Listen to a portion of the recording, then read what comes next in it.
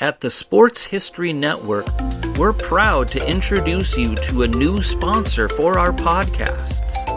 It's Home Field Apparel, your premium collegiate apparel brand right out of Indianapolis. They've got incredibly comfortable t-shirts, plus they're officially licensed with vintage college designs. They have over 150 plus colleges available now and always adding more.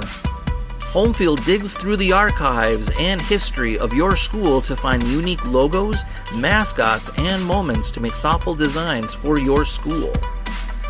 When you shop today, new customers can get a 15% discount off their first purchase using the promo code SPORTSHISTORY at checkout. You can learn more at homefieldapparel.com.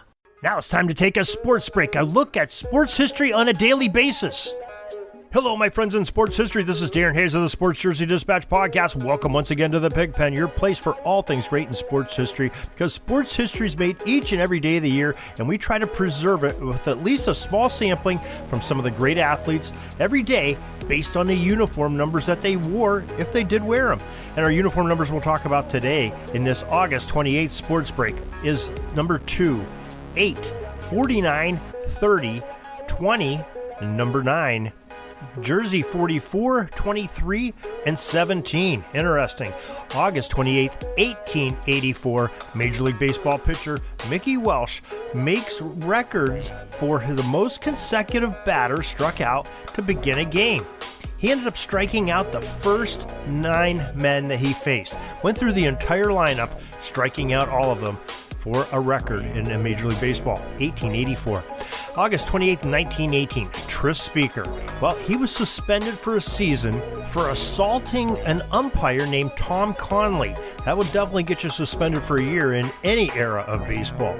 August 28th, 1921, the New York Yankees legendary slugger Babe Ruth started a streak where he had an extra base hit in 9 consecutive games. That's a pretty good streak.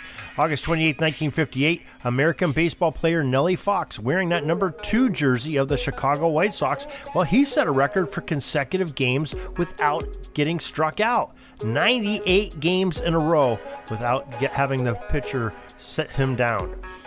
August 28, 1960, Chicago White Sox number 8, Ted Kluszewski, a 3-run home run, was disallowed when the umpire called time.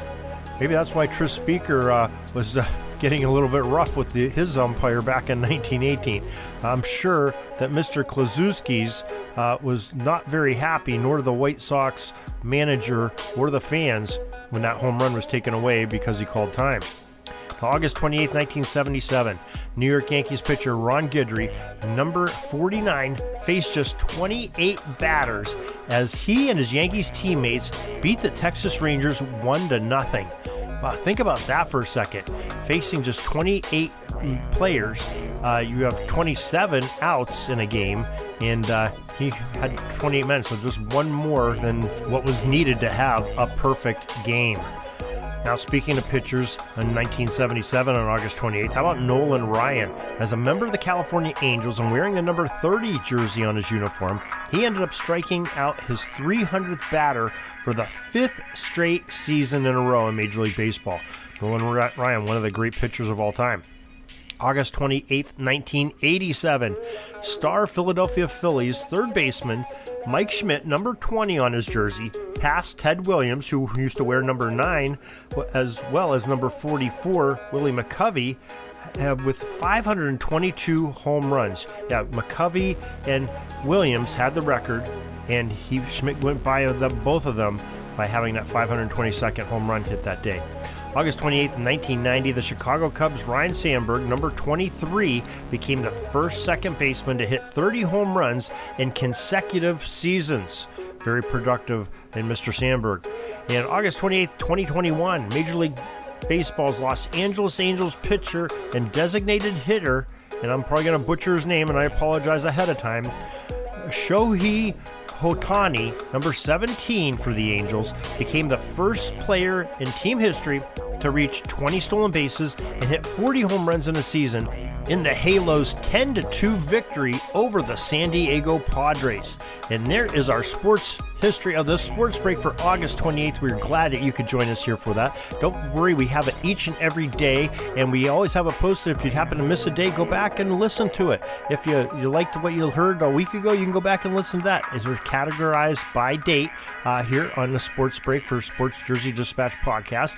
You can find these podcasts on Sports History Network, on our website, jerseydispatch.com, or at your favorite podcast provider. So we hope you'll join one of us. And on sportshistorynetwork.com, there are 30 different podcasters, besides the Sports Jersey Dispatch. We also have Pigskin Dispatch and 28 others. They're just bringing you some great, exciting sports history to light and full of memories, I'm sure. It's fun for the whole family. It's very family friendly. There's not a curse word said, and there's some excellent hosts and really interesting and expert guests that are on many of these programs that you can learn a lot about sports history. I listen to it daily myself. So till tomorrow, everybody, have a great sports history day. Sorry, but my pitching coach just called timeout and he's coming out to the mound. I think I'm going to get yanked for a reliever. We'll see you back tomorrow for some more great sports history on Sports Jersey Dispatch Podcast. We invite you to check out our websites, jerseydispatch.com and pigskindispatch.com. Not only see the daily sports history, but to experience the preservation of great events and people that play the games. Find us on Pigskin Dispatch. It's also on social media outlets of Facebook, Twitter, Instagram, and don't forget the Pigskin Dispatch YouTube channel to get all your daily sports history. Pigskin Dispatch is happy to be associated with the Sports History Network, the sports headquarters of yesteryear, found at sportshistorynetwork.com. This podcast is part of the Sports History Network, your headquarters for the yesteryear of your favorite sport. You can learn more at sportshistorynetwork.com.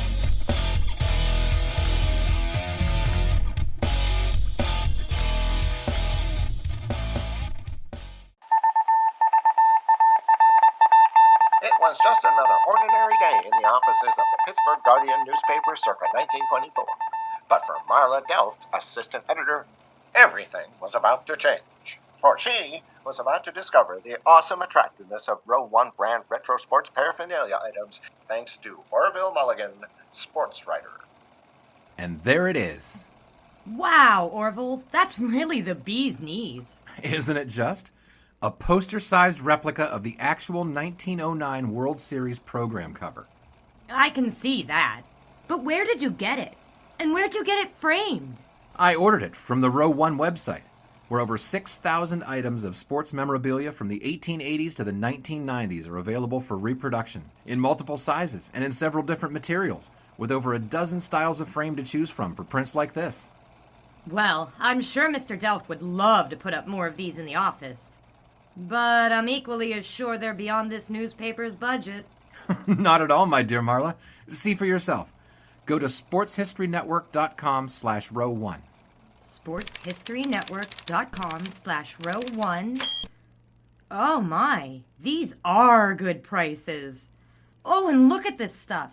Oklahoma-Nebraska football, college basketball art, Michael Jordan items. And so retro it was that sports Marla Delft advertisement discovered the placards. splendiferous magic of Row 1 sports memorabilia, arts, and prints. You can too by visiting sportshistorynetwork.com/row1. That's ROW1 today for access to the full Row 1 catalog of gallery prints and gifts like t-shirts, long-sleeve shirts, telephone cases, coffee mugs, blankets, pillows, towels, and even shower curtains.